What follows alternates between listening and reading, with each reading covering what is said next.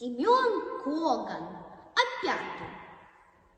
У самой дороги семейство опять стоят и сердито сопят.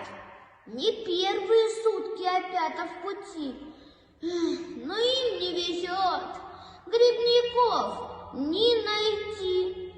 Стоптали опять свои башмаки, устали опять, да где ж грибники?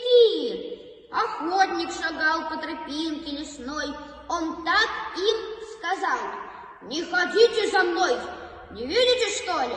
Ружье на ремне, и с вами водиться не хочется мне. Идите, ребята, дорогой своей, а мне не до вас, мне бы встретить зверей. Искали опять в кустах у реки, кричали на них из кустов рыбаки: вы рыбу нам всю распугаете здесь, ступайте, ступайте, ведь речка не лес, идите, ребята, дорогой своей. Эх, а нам бы побольше поймать карасей. Потом повстречали они пастуха. Пастух поглядел и сказал: чепуха, грибы то и дело встречаются тут.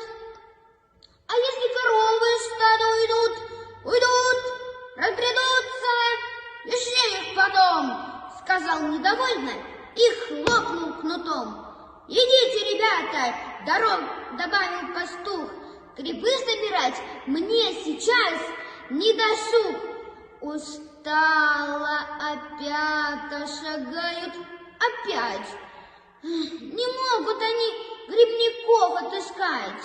Ребята, неужто не жаль вам опять?